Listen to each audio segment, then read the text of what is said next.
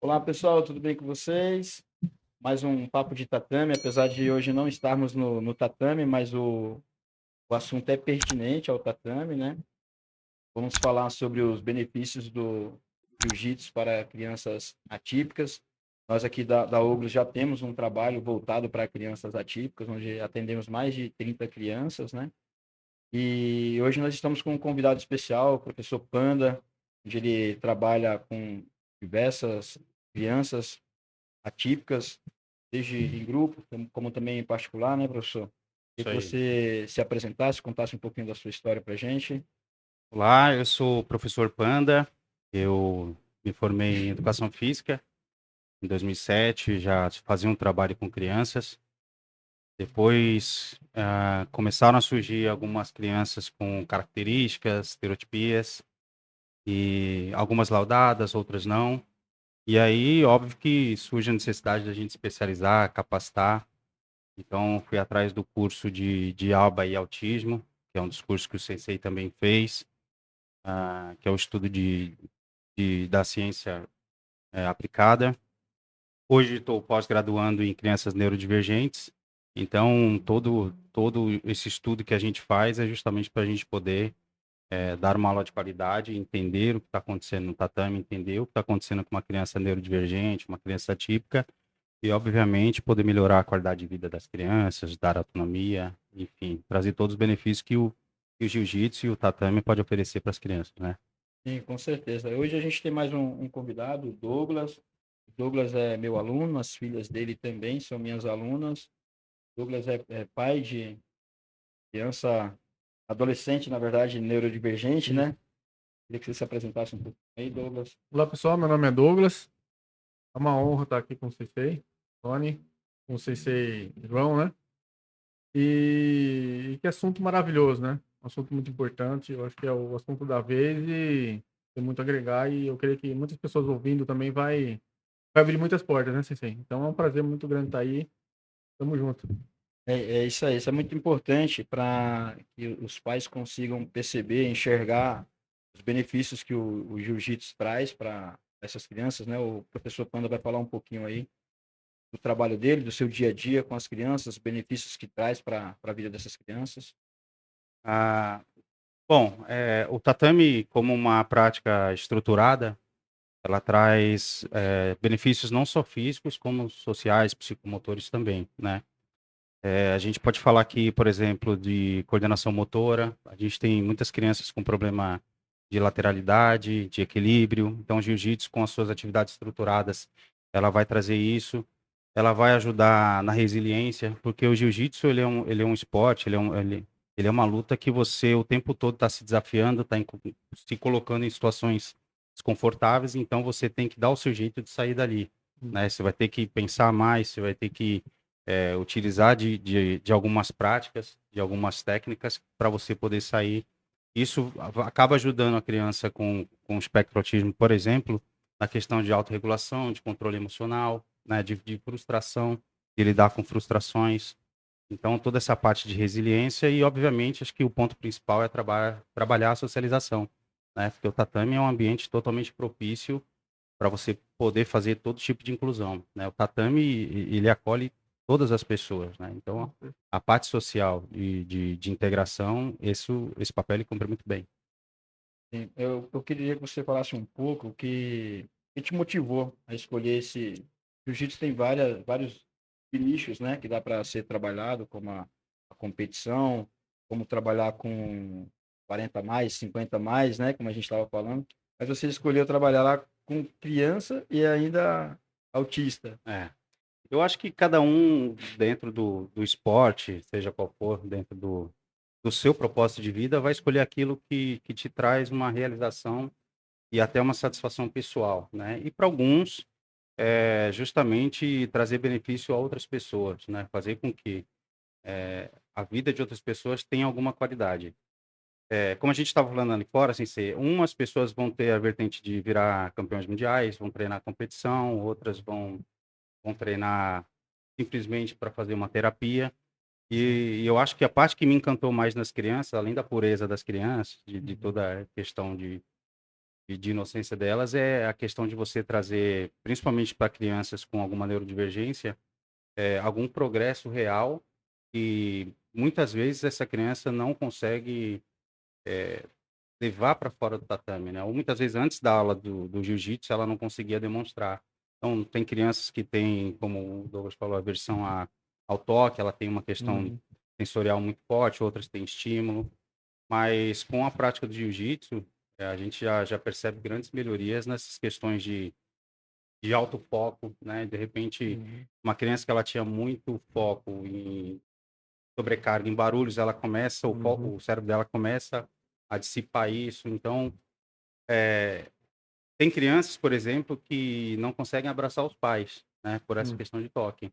E eu já vi crianças, a gente já conseguiu fazer um trabalho que ali no tatame, no desenrolar das aulas, do nada você olha assim, as crianças estão abraçadas com outra, sentada e abraçada com outra. Aí você fala, opa, eu já consegui um avanço aqui, né? E aí, no fim da aula, se a criança correr e abraçar o pai porque conseguiu fazer uma atividade, né? Então você fala, puxa, ali é o meu troféu, né? Ali é o que eu tenho de mais valioso, são essas pequenas, enormes conquistas que a gente tem no tatame. Isso é incrível, hein? Então essa foi uma das coisas que me motivou, né? Trazer o real progresso de autonomia, de qualidade de vida para essas crianças, né? Estudar muito para poder trazer isso na prática, né? Sim. Eu agora queria mudar um pouquinho para o Douglas e gostaria que o Douglas contasse um pouquinho da como foi o diagnóstico, como que você lidou com essa questão Certo. e que tipo de ajuda você buscou. No caso, eu e minha esposa já tinha até notado, minha menina, que hoje ela tem 15 anos, na faixa mais ou menos de uns 6 anos, quando ela tinha, já ficou um pouco notável algumas questões, né? De relacionamento, principalmente. Na escola demorou para ter amigos, né? Foi ter amigos lá para sexta, sétima série, ela já estava, né? Pode se relacionar com alguém, mesmo assim, muito poucos e creio que até demorou para, mas quando a gente resolveu ir, aí fez todo aquele, né, acompanhamento, né, psicólogo, psiquiatra e diagnosticou a questão do autismo, né. Confesso que na hora, não sei dizer se eu fiquei em choque, mas fiquei um pouco assim, sem entender. Eu queria até falar que às vezes a gente cria até um preconceito, né, porque na minha época, hoje eu tenho 48 anos, mas quando eu era criança, eu pude me ver no diagnóstico da minha filha. Então eu pensei muita coisa: "Poxa, eu passei tanta coisa que hoje eu poderia ter sido ajudado naquela época". Mas naquela época é diferente, acho que eu posso até contar, né, sem ser Sim, o que aconteceu. Pode até dar um choque em alguém de ouvir, mas eu acho que é muito válido, porque acaba ajudando alguém, e alguém que ouve, que até fez isso de alguma forma grossa, né, pode até se arrepender e procurar entender e ajudar outras pessoas, né. Eu me lembro que quando eu estava na segunda série, as professoras chamaram minha mãe, uma das professoras em particular, até conversando com a minha mãe, e eu do lado da minha mãe, ela falou pra minha mãe: "Olha, não, seu filho não tem que estar nessa escola, pode levar ali para tal lugar lá, porque ele é retardado". Olha só. E eu não esqueci, quem apanha não esquece, né, é diferente do tatame, lá a gente até sim. esquece, mas essa questão, uma criança ouviu isso e eu não esqueci. Então eu vim carregando isso. Quando a minha filha foi diagnosticada, eu fiquei muito chateado, porque também eu creio que talvez tenha um pouco aquela questão do nosso ego, né. E agora, o que que as outras pessoas vão olhar para mim e falar: "Olha, o Douglas tem um filho autista?". Mas, enfim, daí eu vim aprendendo, aprendi muita coisa com o diagnóstico dela, que também me ajudou hoje, né, minha esposa também tem me ajudado, e a gente tem criado, até buscado que melhorar como pais de uma criança que autista, e conseguir ajudar mais através dela, ajudar outras pessoas, e eu digo que o amor da gente aumenta. Eu falo, o sensei João dando aula para as crianças autistas, o sensei Tony, eu vejo muito carinho, muita dedicação, muito amor, né, principalmente pela pureza de como algumas crianças autistas trazem, né.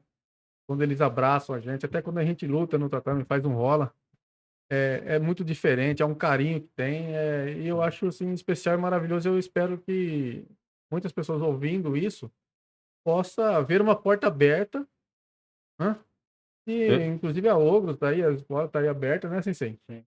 Pode entrar em contato e conversar com o sensei, vai ser muito bem recebido. E outra, eu digo por mim, uma criança que tem como a minha filha mesmo, não gosta de toque. E toque no jiu-jitsu já É não tem fundamental, como, né? né? É uma luta agarrada, né? Sim. Mas ela desenvolveu bem, ela fazia muito bem, né? E não teve problemas, né? Então eu acho que, poxa, vai abrir muita porta para muita gente ouvir um testemunho desse, né? Muito legal você trazer Coisa isso, dessa, né? Douglas, porque essa forma de retardado, etc., que era uma forma antiga, É. né, que as pessoas falavam, Até os manicômios, né, que tinha antigamente. pejorativamente, né, Vixe, era. mas infelizmente hoje ainda tem, né, hoje você ainda é minoria, mas infelizmente ainda Uhum. tem. E aí é o que você falou, né, acho que a importância de procurar um espaço que tenha professores capacitados, que Sim. entendam o que estão fazendo, justamente para poder cada vez mais disseminar conhecimento sobre isso, né? Porque, faz toda a diferença você colocar o seu filho no jiu-jitsu que não tem nenhuma estrutura, não tem, vai simplesmente colocar ele lá, do que colocar numa academia que tem professores que buscaram conhecimento, se especializaram, se capacitaram e hoje são extremamente aptos para atender qualquer criança, né? Perfeito. A gente estava falando desculpa, Sensei, a gente estava falando da questão de valores, do que motivou, e aí eu lembrei de um aluno que no primeiro dia de aula ele não tinha contato visual, a maioria, né? Com alguma, mas ele não tem laudo, enfim, mas tem algumas características, enfim. E ele não tem não tinha contato visual nenhum. Ele entrava olhando para baixo, até a postura corporal dele era para dentro, assim, bem introvertido, sabe? Cara, hoje ele tá com a gente desde março. Você olha esse aluno hoje, cara, ele entra já parece um peito de pombo, assim, todo, né? E olha no olho e Incrível, conversa. A incrível. mãe dele foi chamada na escola e, e ela até achou que era por conta de briga e tal. Não, foi para receber um elogio, né? Olha só. Nossa, fulano melhorou pra caramba, o que que aconteceu? Cara, jiu-jitsu. Poxa. Foi o jiu-jitsu que transformou essa questão corporal, deu autoconfiança, autoestima para essa criança. Que é um dos outros fatores, muitos fatores que o jiu-jitsu colabora Maravilha. no crescimento e na educação da criança. Eu, dentro dessa linha de raciocínio aí, eu acredito que criança já precisa de um olhar, né, mais delicado, mais cuidadoso. Mas principalmente a criança autista, ainda mais, né? E a gente está estudando cada dia mais. Entrei na faculdade de psicologia por conta dos autistas e sem querer romantizar, né? A gente não pode Não romantizar pode. uma dor de um pai, né? A dificuldade que Uhum. os pais têm, mas eu entendi que eles são anjos em nossas vidas, né? Que eles vieram para nos ensinar. Como o Douglas falou da questão do ego, eu tenho um pai que ele fica se perguntando, Deus, por que que meu filho é Ah, autista? E, no meu ponto de vista, ele veio para te ensinar, para me ensinar, porque Deus usa a pessoas para isso, né? Para, de alguma forma, ele direcionar uma outra pessoa, né? Então, eu acredito que seja bem isso. Voltando um pouquinho para as aulas, eu gostaria que você falasse um pouquinho, Panda, de como você organiza as aulas, o plano de aula, porque a gente sabe que para as crianças que não são neurodivergentes, a gente já precisa criar um plano de aula, né? Agora, você criar um plano de aula para uma criança atípica e sabendo que ela não vai estar igual à aula passada, né? Que você cria um projeto Sim, ali sim, de sim, uma sim. aula para o mês. E aí, como que você monta? Que percepção que você tem de reação dessa criança, se ela está aceitando teus comandos? Bom, o primeiro ponto é que a aula ela não pode ser adaptada para aquela criança. Então, a aula precisa ser desenvolvida para que todos façam a aula, né? E aí sim você inserir qualquer criança dentro do contexto daquelas aulas. Mas, obviamente, que você vai trabalhar alguns pontos que vão precisar ser inseridos. Porque, assim, a gente fala muito de inclusão, né? Inclusão, inclusão. Mas eu vejo muitos tatames por aí que só colocam a criança dentro do tatame, a criança fica de lado, e as outras Se crianças acompanhar, continuam. tudo bem. Se não Se fizer, acompanhou, beleza. Se não fizer, para mim tá tudo certo, né? E isso não é inclusão, né? Isso, na verdade, é segregação. A inclusão é quando você coloca a criança para fazer a atividade proposta, né? Como que a gente faz lá? Das aulas Kids, o nosso sensei lá, ele elabora as aulas, a gente tem um planejamento com a técnica do mês, aí tem muita parte lúdica também, porque, cara, são crianças, precisa tem que colocar a ter. parte lúdica. Sim. Tem a atividade da técnica, das brincadeiras e a volta calma. Dentro desse contexto, ele passa no grupo dos professores e instrutores todo o planejamento, dá a liberdade para a gente opinar. Cara, olha isso, João. Eu sou responsável pela franquia de inclusão na equipe. Então, cara, tá aderente, fulano consegue fazer, fulana consegue acompanhar, cara, tá aderente, vamos fazer. E a gente vai para a parte prática, né? Então, hoje nós temos, por exemplo, um autista suporte 1 verbal e temos autista suporte 2 não verbal, né? Ambos com tempo de regulação diferente, tempo de resposta diferente, enfim, Estereotipias diferentes. estereotipias diferentes. Uma adora rolar, o outro adora correr. Então, são maneiras diferentes que eles têm de se autorregular. Dentro de um deles, o que ele mais gosta de fazer é correr, né? Então, esse é mais difícil de fazer as atividades com os outros. Mas o que que eu faço? Vamos correr. Pega, pega. Ele adora pega, pega. Pega, pega. Se eu te pegar, a gente vai fazer a queda. Uhum. Aí a gente faz corre. uma troca, então. Porque o que você faz com criança? Você negocia. Sim. Criança, você consegue negociar. Ó, porque assim, se você forçar, você vai criar um trauma. Essa criança pode não querer mais fazer aula. E a aula para criança tem que ser prazerosa. Tanto para o professor quanto para os alunos. Criança adora brincar. Então, assim, a gente, com esse aluno, eu negocio. Com a outra, que é Spot 1, ela já consegue acompanhar, ela faz as técnicas. Então, ela tem um momento dela de regular, mas ela, da atividade proposta, ela consegue atingir o que a gente precisa que ela atinja na hora lá, de acordo com a atividade que a gente está fazendo. Com ele já é diferente. Aí a gente faz a negociação. Então eu corro com ele. E tem uma coisa legal de dar aula para criança, cara, que criança não tem. Criança é maravilhoso. Eu tô correndo com ele, eu já chamo um que tá na parede. Fulano, vem cá, corre atrás de mim. Corre atrás de mim. Aí eu tô correndo atrás dele. E o outro tá correndo atrás de mim. Aí eu peguei, me dá uma queda. Aí ele me dá uma queda. Aí eu chamo ele pra guarda. Aí o que tá atrás de mim eu saio e ele fecha a guarda nele. Agora você tem que sair daí. Aí ele vai e sai. Só que ele sai e sai correndo de novo. Com isso, sem ele perceber, você já inseriu A ele gente no está contexto inserindo da no aula. contexto, está inserindo na técnica. Então, tanto na parte lúdica, de atividade de aquecimento, pega o cone, volta, pega o outro, volta, pega o outro, volta. Também está na fila, né? E aí a gente acompanha junto. Por quê? A questão da imitação é muito importante para eles. Eles vão fazer se você fizer. Muitos deles vão fazer se você fizer junto. Se você só pedir, não, vai lá e faz, cara, dificilmente ele vai fazer. Então, com a criança é isso, a gente negocia, a gente faz uma troca. Todos os alunos que entram no tatame, eles desempenham todas as atividades. Óbvio, uns vão fazer na sua totalidade e outros vão fazer na sua parcialidade, mas todos vão fazer a atividade proposta. Cada um Com no seu essa questão de ritmo. negociação, você Sim. tem que negociar. Nas aulas de personal já é diferente. Nas aulas de personal, como a gente estava falando lá fora, sensei, eu tenho uma regra de 4 aulas. Eu tenho que dar 4 aulas para eu poder começar um trabalho. A minha primeira aula vai ser vínculo. E aí uma dica para quem vai dar aula para criança a primeira vez, a gente estava falando lá fora, cara, se a criança não tiver vínculo com você, bicho, você pode Que é se um vestir de laço de Batman. confiança ali. E não só com a criança, com a família também. Esse vínculo é importante para poder dar continuidade. Porque muitas mães não sabem o que está acontecendo dentro da tatame que está sendo trabalhado. Eu fiz até um post dizendo assim, ó, isso é o que você vê, isso é o que está acontecendo. Cara, tem uma série de coisas sendo trabalhadas ali, tanto cognitivamente, quanto a parte motora, quanto a parte de regulação. A gente está trabalhando uma série de emoções na criança. Deixa eu te interromper aqui, Manda só bala, você sensei. chegou num assunto que eu queria te perguntar. Os pais assistem às suas aulas? Os pais assistem às minhas aulas, né? No começo entravam muito no tatame, porque bate aquela insegurança. Sim. Então, tinha mãe que entrava literalmente no tatame. Sai daí, não faz isso. Não, ó, tatame, nossa, e a gente deixa com a gente.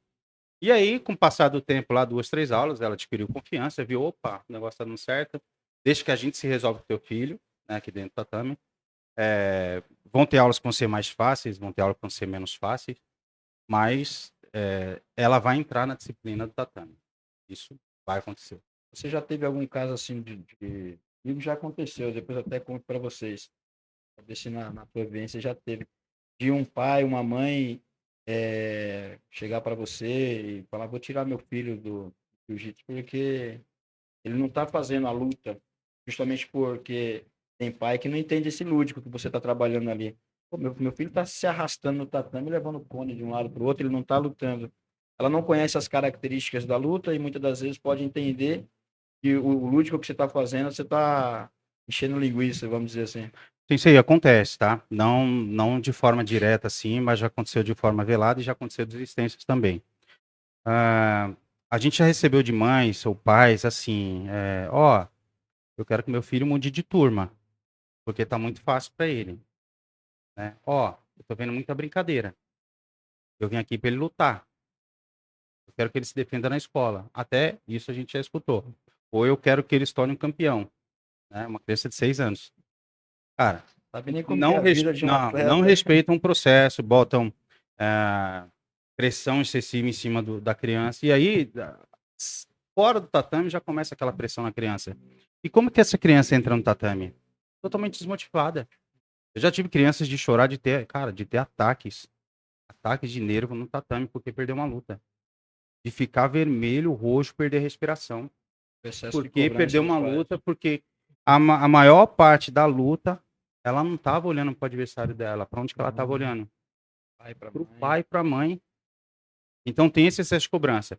E o outro ponto, a gente já teve alunos que fizeram 2, 3 aulas, a gente faz uma anamnese, né? Quando uma criança nova chega. Então, a gente pergunta, olha, de cara, para não demorar muito na aula, me fala um pouco sobre fulano, né? Tem algum risco no tatame? Tem asma? Tem alguma característica que eu preciso saber? Porque assim, ele vai correr, ele vai pular, ele vai Tem noção saltar, de ele vai ser perigo. amassado. Eu preciso minimamente saber se tem algum risco no tatame. Né? Porque, cara, eu tô trabalhando com criança, Se é eu agressivo. estou trabalhando com o bem mais precioso de um pai. Né? E para nós também no tatame. Então, eu preciso minimamente saber. Depois a gente vai para a papelada, se precisar, né? Ele toma remédio, como ele toma, frequência, etc.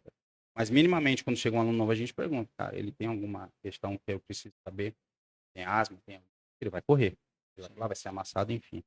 E aí, numa dessas aulas, entrou... E a mãe, não tem nada, não tem nada, tudo bem. Cara, só que a criança, ela tinha uma característica de má formação congênita. E isso era visível, né? Alguns transtornos são visíveis.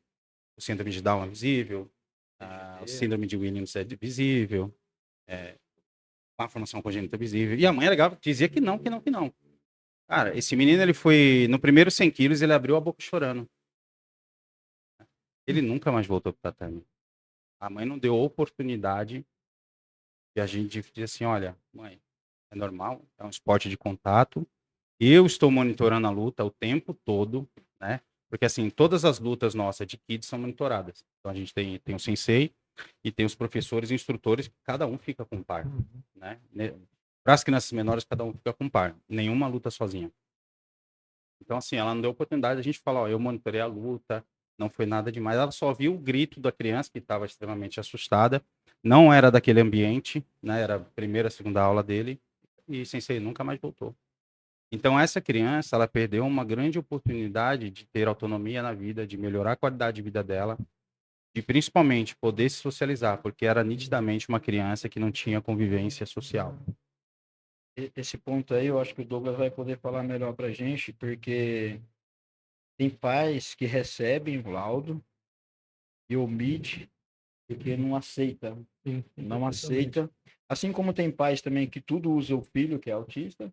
Também tem pais que não aceitam, então ele chega para o professor, ele omite aquilo para ele ser inserido na aula, né? Você já teve algo do tipo em relação à sua filha de ir participar de algo e você omitir ou não querer falar, se sentir inseguro de falar? Sim, sim, sim. Aquela questão no começo, o diagnóstico, tanto que pelo menos eu posso dizer que hoje, eu vejo que ela não tem tempo ruim com isso, ela não tem. Ela sabe, ela se conhece, Assim, ela chega, ela já fala, ela foi, fala até dos se conhece, medicamentos que ela né? toma. Fala do medicamento. Ela mesmo quis comprar, ela queria um cordãozinho, né? Aquele Aham. coloridinho, né? A carteirinha dela. E ela é inteligente, ela sabe os direitos que tem, né? Então, às vezes ela até, ó, vamos fazer isso, pai, porque, pô, eu posso chegar na frente, calma, pera, né? Vamos ver. E a necessidade de fazer. Mas eu, como pai, realmente tive bastante isso. No início do diagnóstico. Falei, poxa, né? Ô, pai, eu vou colocar um colante de autista no nosso carro. Eu falei, não, não vai não. Que trazia Né? uma. Trazia, né? E até hoje eu sinto alguma coisa ainda. Eu sinto alguma coisa a respeito. Mas como a gente fala, quando a gente passa, a gente precisa se moldar para entender, compreender. E como a gente precisa fazer o melhor para os nossos filhos, né? Filhos atípicos, principalmente, e fazer o melhor para ela, minha filha, Permitir, né? né, ela Permitir, experimentar, né? experimentar e ajudar. E eu acho que nessa situação, o pai que ama mesmo seu filho, sua filha, precisa engolir o ego, aceitar. Ele não vai conseguir ajudar a criança dele, não vai conseguir. Como o sensei falou, às vezes vai pressionar em algum ponto. Eu digo isso por experiência própria. Eu pressionei em muitas coisas e não foi legal. Graças a Deus pela vida da minha esposa, que sempre foi igual, não, isso, aquilo, porque ela acompanhou mais que eu. Também ela sempre vem dando muito toque, mas ó, foi por causa disso, né? Que ela não agiu dessa forma. Às vezes, quando eu brinquei, sabe quando a gente brinca assim, cabeção, né? Tá com a cabeça grande. Eu brinco com a minha pequena, fico pegando no pé dela, ela já responde, né? Mas a minha pequena, hoje, a Duda, que tem 15 anos, ela, quando eu fazia alguma brincadeira, minha esposa cobrava bastante disso, né? Porque eu sou bem brincalhão, né, Sensei? O jeito Sim. que você vê eu brincando lá, é aqui dentro de casa também. Então, às vezes, eu brincava e não reparava, mas minha esposa falava pra mim, ela levou a sério. Na verdade, assim. E você tem que se acostumar com isso, né? Aí Com depois essa. você Ao pé tem da que letra, né? ao pé da letra. Só que, é como eu falei, que eu me enxerguei muito no diagnóstico dela, depois a Adriana falava, é seu clone. Como que você não entende? É porque às vezes o muito igual não entende o outro. É. Mas eu vim buscando aprender, compreender para poder ajudar mais a filha, né? E qualquer outra criança, né? Aquela questão que eu tinha antes de uma repulsa, hoje eu já não tenho mais. Tanto que na academia vai uma criança autista, Douglas, você rola com, né? Sim. Com fulano, com outro. Nossa, é um prazer muito grande, porque a criança realmente é diferente e aí vamos fazer, agrega no coração, na vida e no coração, né, Sensei? Então, poxa. É muito legal você falar isso, porque tem mães também, Sensei, que às vezes ela não fala, né? Porque ela já teve preconceito em todas as academias que ela foi, ou todos os ambientes que ela foi. Então, às vezes, ela se resguarda. Ela só Se eu, quer que a criança seja aceita se eu normalmente falar, ele dentro do não vai contexto. Sim, acessar meu filho Se eu aqui. falar, ele vai tratar sim, diferente, ele, enfim, ele vai.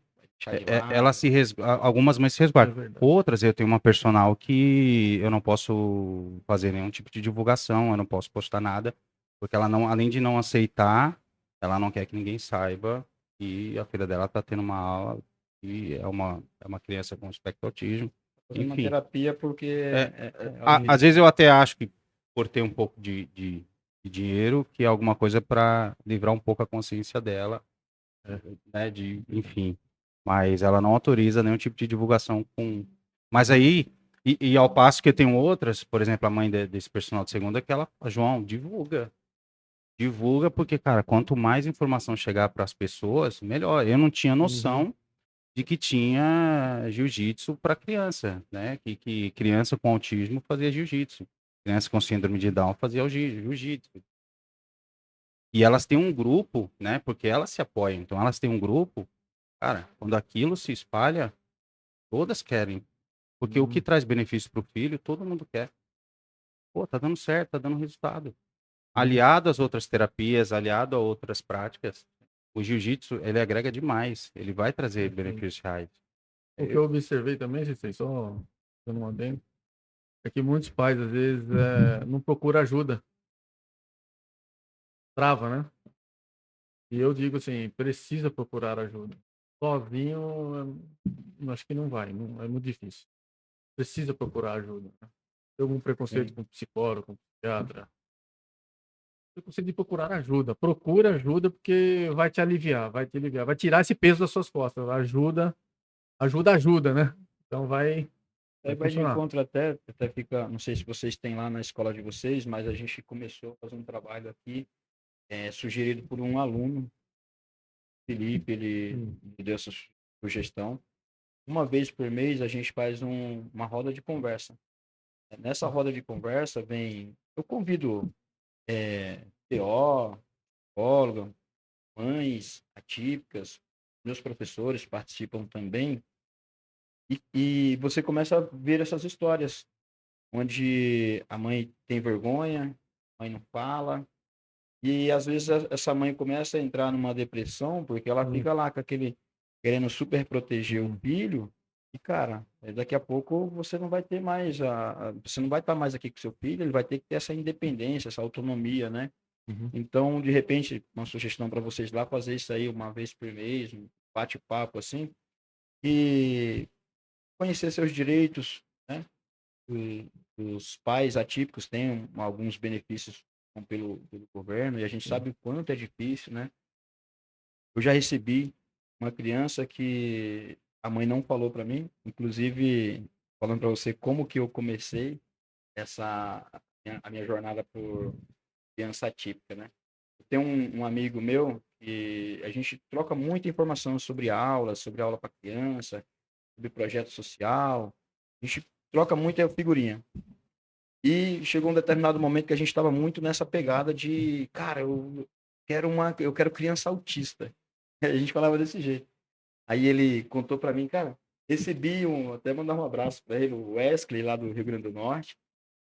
Ele falou, recebi um garoto aqui autista, pô, o moleque tava desenrolando bem, a mãe tirou, porque a mãe estava buscando que o menino virasse um atleta, né? E Olha não, só. não vira. E comigo apareceu uma mãe, uma determinada manhã, agendou uma aula experimental. O menino fez a experimental e eu percebi. A criança tem algum problema, Alguma questão? alguma questão precisava ter me falado. E antes eu perguntei, ela não falou, né? Aí tentei ao máximo, mas ele não aceitava comandos, ele não seguiu, né? Porque ela levou numa aula em grupo, uma aula convencional. Então não tinha como eu conduzir o grupo e conduzir a criança. E quando terminou a aula, ela falou para mim assim: "E aí, o que que você acha, tal?" Aí eu perguntei de novo, falei: "Viu, ele tem alguma recomendação médica, TEA, TDAH, alguma questão que precisa ser relatada?" Aí ela falou: "Ah, que ele é autista, nível suporte 2, não verbaliza, ele não aceita comandos, ele não interage." Um monte de questões que, cara, não tem como eu dar uma aula para uma criança se eu não souber dessas coisas, como você acabou de frisar, né? Ela falou isso e depois falou assim: "Você aceita ele aqui?" Cara, aquilo lá me cortou o coração, porque Olha assim, só. como assim você aceita para mim? Como eu acabei de falar, eu já estava buscando, né? Porque é uma troca, né? Eu acredito que a gente aprende muito mais com eles Sem do, dúvidas, do que a sem gente dúvidas. ensina, né? Então, no momento que ela falou assim, você aceita? Eu falei que sim. Essa mulher caiu em pranto. Ela chorou, porque essa questão que você falou, ela foi já em várias atividades e as pessoas, a gente não tem suporte para isso, tal. E eu fui bem sincero com ela. Na época eu não estava fazendo nenhuma especialização, nenhum curso. Falei para ela, ó, uma coisa eu vou te falar. Eu não tenho uma especialização, eu não tenho um curso, mas eu tenho muita vontade de aprender. Se você me permitir e a gente fizer essa troca de informação entre eu, você trazer o dia a dia dele para mim, como que ele é, eu garanto para você que eu vou estudar e eu vou dar a melhor aula para o seu filho. Por fim, ela ficou com a gente por um período e como a gente sabe, a vida de uma mãe atípica é uma rotina muito pesada e Uhum, entra uhum. terapia toda hora e acabou saindo. Mas aí foi minha virada de chave, sabe? Eu falei, quero trabalhar com essa galera. É um desafio muito, muito grande, mas é muito gratificante, né? É muito gratificante. Eu queria até te perguntar se você tem algum momento assim que você nessa pegada, nesse sentido assim que você teve, que você venciou. De uma mãe falar aceita Sim, meu filho, omitir, sim. de omitir sim, de omitir sim, e E, depois e, e, vir eu- e falar. omitir por essa razão de você com receio de você não aceitar. Não, não, isso não aconteceu lá, mas eu acho que é muito comum, né? Sim, Como o sensei falou, a rotina de uma família atípica é pesadíssima, né? Porque além das terapias, tudo tem a questão escolar, tem a questão de educação. Então, assim, financeiramente também. até no convívio, aquele convívio que a gente, de festas de família, que a gente se diverte, a gente vê muitos relatos que, cara, é uma tortura, é o pior Não momento da tem. vida de uma mãe atípica, né? Onde a criança, ela é negligenciada, ela é deixada de lado, né? Ou as crianças ficam lá azucrinando ela, ou deixam ela de lado, enfim. É um dos piores momentos essa parte social, né? Mas não, nunca tive um momento de. Mas se vier, com certeza a minha atitude vai ser a mesma do Sensei, cara. Com certeza é super bem-vindo no tatame. E aí acredito que foi por isso que surgiu a necessidade do Sensei para se aperfeiçoar, buscar conhecimento, Sim. enfim. Essa questão de quando a gente fala eu tenho boa vontade, a gente precisa tomar um pouco de cuidado, né? Porque de boa vontade o mundo está cheio, né? E a gente precisa de fato se capacitar. Porque senão a gente pode acabar criando um trauma para essa criança nunca mais voltar, a gente pode Sim. acabar até criando questões mais sérias fisicamente, né? Teve um caso de um aluno com síndrome de Down, que eu participei de um debate, né? De um aluno de síndrome de Down, e o professor tinha toda a boa vontade, era formado em educação física, etc., mas ele não tinha nenhuma experiência com nenhum tipo de criança que tenha tido qualquer transtorno, qualquer neurodivergência, qualquer questão atípica. E na hora do rolamento, ele não sabia que a criança era uma daquelas 10, 20% que tem a estabilidade atlantoaxial, né? Que é uma Sim. questão de ligamentar na C2, C3. Que é E mais aí, comum nas nessas. crianças com síndrome de Down, né? Sim. Tanto a frouxidão ligamentar, cardiopatia. E nesse rolamento, ele causou uma lesão nessa criança, que precisou fazer até cirurgia. Bom, ele ficou super mal. Então, por isso que a necessidade, minimamente, como eu falei, alguns transtornos, algumas neurodivergências, você nota.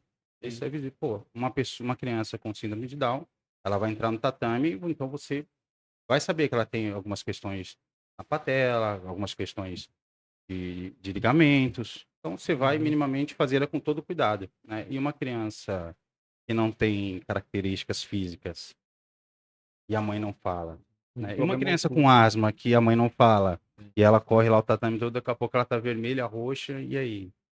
Então, cara, quando os pais negligenciam qualquer tipo de informação, isso é gravíssimo, né? Óbvio que existe uma questão de que a mãe, ela vai se sentir algumas vezes coagida, por isso que ela vai omitir, não só pela questão de vão ignorar meu filho, vão, enfim, colocar de lado, mas nessa questão de machucar a criança, né? De levar para o tatame, enfim, uma criança que tem alguma característica que pode ser risco, né? Risco para academia, risco para professor, risco, e pode ser reversível também.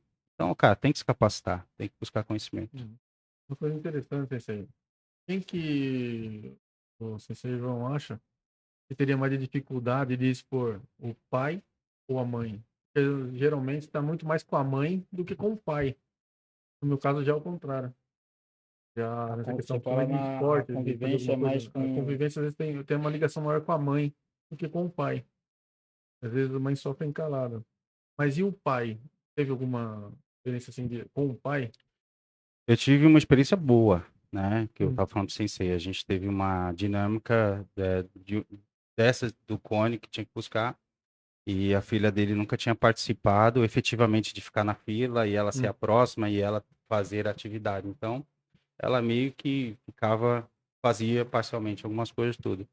E nessa aula eu falei, não, cara, você tá na aula, você vai fazer. Vem cá. E aí acompanhei do lado dela. Isa, fica atenta. Você é a próxima. hum, E aí ela foi, pegou primeiro e eu fui com ela. Agora peguei esse, volta, peguei esse. Sai daí de cadê eu agora? Cara, eu olhei pra fora, o pai dela tava hum. nas nuvens, porque eu acho Deslumbrando, que né? eu acho que as pessoas duvidam um pouco do poder do jiu-jitsu, do tatame, né? É lógico, a Sim. gente fala esporte, a gente fala jiu-jitsu, porque é a nossa praia. Hum. Toda arte marcial é bem-vinda, todo esporte é muito bem-vindo para criança, etc. Mas eu acho que o jiu-jitsu, cara, ele tem uma coisa a mais, né? Essa questão de você lidar com a pressão, de você ter que ser resiliente, de você ter que pensar o tempo todo o que você vai fazer, trabalhar o cérebro de maneira rápida, e principalmente, cara, você precisa do outro para treinar. Se eu não tiver um parceiro, eu não treino. Eu não treino sozinho. No máximo, vou ter um boneco ali quando tiver. Mas, cara, não é essa a ideia. Então, essa troca, a interação já começa nessa troca. Eu acho que essa questão do agarrar precisa de confiança, né? Sim, Então, isso, quando você começa a permitir isso, né? Começa a gerar um laço de confiança ali, né? Você fala, poxa vida, né? Pô, a gente vai lutar, a gente sabe vai rolar com um determinado sujeito, você fala, vou tomar massa. Mas você, ao mesmo tempo, você confia.